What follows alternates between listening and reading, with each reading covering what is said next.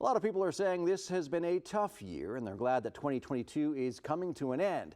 The news from the year tends to support that thought, but it wasn't all bad. Now Sweeney looks back at the year. Story's been dominating the news this year.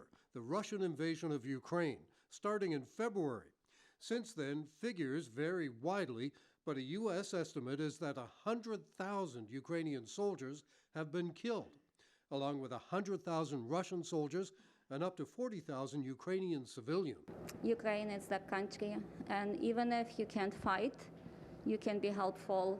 Ukrainians in Canada watched what was happening and reached out with support. The war in Ukraine was partly blamed for pushing up gas prices to over $2 a liter in June, and contributing with COVID to worldwide economic uncertainty and inflation, with interest rates jumping, pushing up food prices, and dropping home prices in Ontario by an average of 24% since prices peaked in February. In September, the world mourned the Queen's death, and people in this region were grief-stricken. Gutted, devastated. No matter what opinion of the royal family, she was an icon. In January, truckers' anti-COVID convoys took over downtown Ottawa to protest vaccine and quarantine regulations. This isn't about a vaccine or no vaccine, it's about what we're able to do every day. As well as the Ambassador Bridge in Windsor and the Peace Bridge in Fort Erie.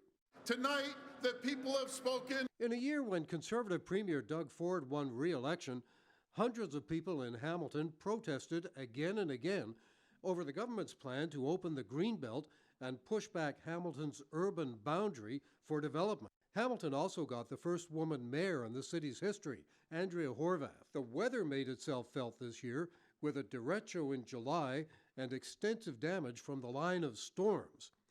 And over Christmas, Fort Erie was shut down for days by heavy snow and winds over 120 kilometers an hour. In Oakville, an uproar over a shop teacher's decision to wear large, fake breasts to school. It brought out a range of protesters. So we're here to protect our children. But in other news, in 2022, the Hamilton Bulldogs won the OHL championship.